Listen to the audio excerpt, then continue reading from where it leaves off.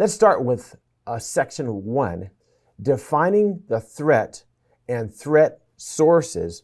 And so what is a threat? Now, a threat, if you look at the word in the definition here, is potential. So this has not happened yet.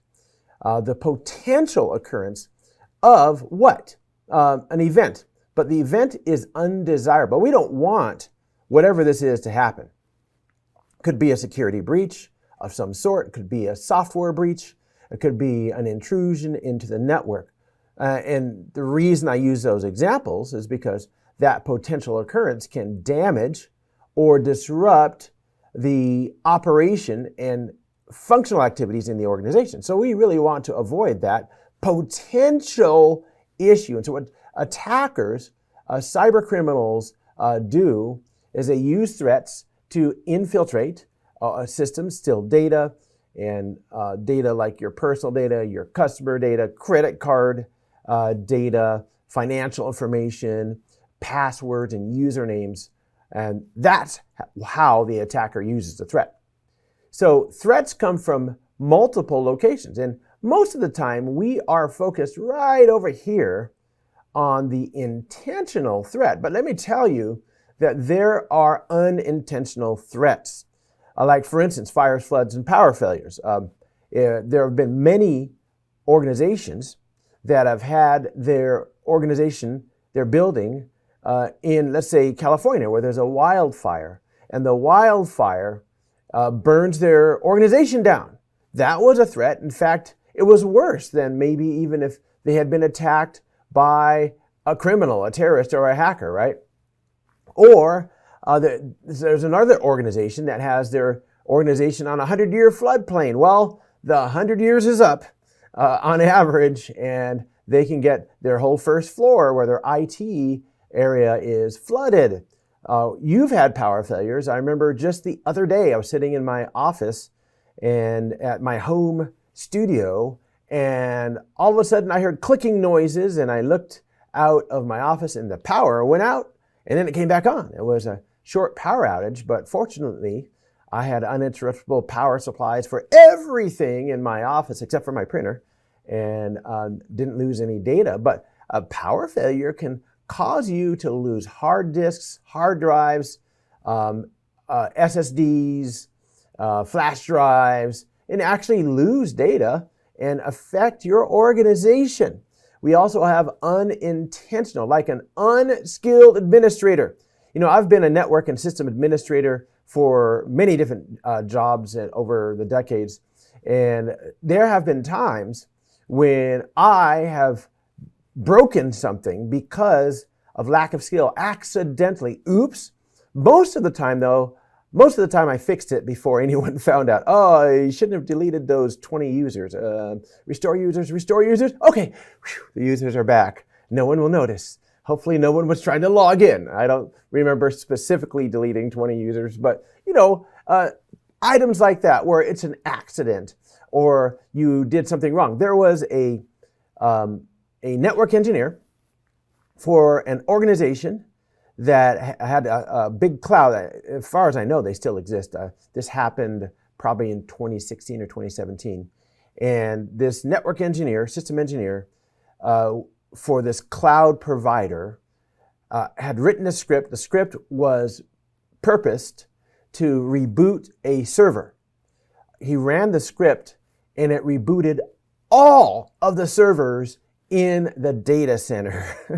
Can you imagine that? So if you imagine every server, some servers require stacks of operation. And so if they all reboot at the same time, you can't all bring them back up at the same time. You have to do very careful operations. It costs a lot of damage. And that organization, rather than firing him, asked themselves, what is wrong with our organization that one engineer can reboot all of the servers in a region, and they rework the way they have their company? So very interesting. So there could be an accident. I have accidentally deleted files or folders or moved files or folders, or lazy or untrained employees who just, I don't feel like really doing what I need to do, or they are unskilled or accident prone because they haven't been trained. And I've worked for many organizations where there is no training. It's just sink or swim. And I've worked for other organizations where there is unbelievably great training. And I'm glad that you're in this class. That shows that you're getting the training and you're going to be moving out of this area eventually, maybe. I think that at any level, it's possible to make a mistake and fall into an unintentional threat. But what we're going to focus on most is the intentional external. There is intentional internal, where an employee is fired.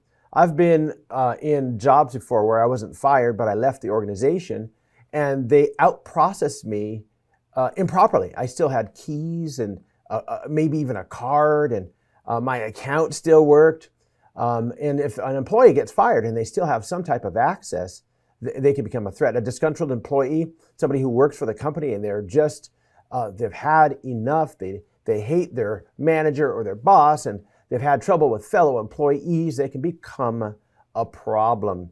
Or a service provider, there's an organization that works closely with your organization providing some type of service, giving them access to maybe the network, maybe internal parts of your organization where they can get to equipment and computer systems.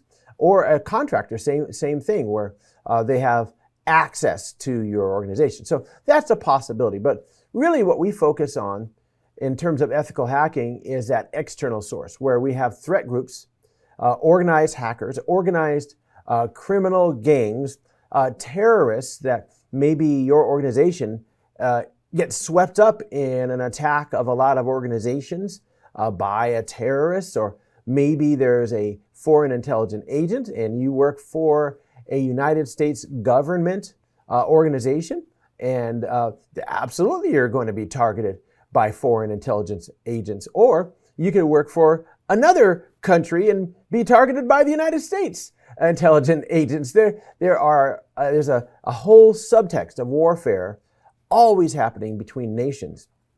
Then we have corporate raiders, right? We have an organization that would like to have the information about products that are being developed, about lawsuits that are happening, about all kinds of information, because if you can get that information as an organization, as a corporation, that can help get you ahead of the other organization or another corporation.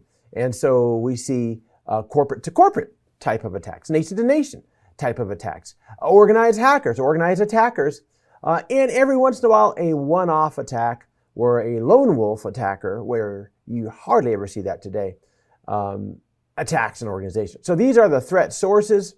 These are where threats come from: natural, unintentional, and intentional. We focus mostly in ethical hacking in intentional external threats.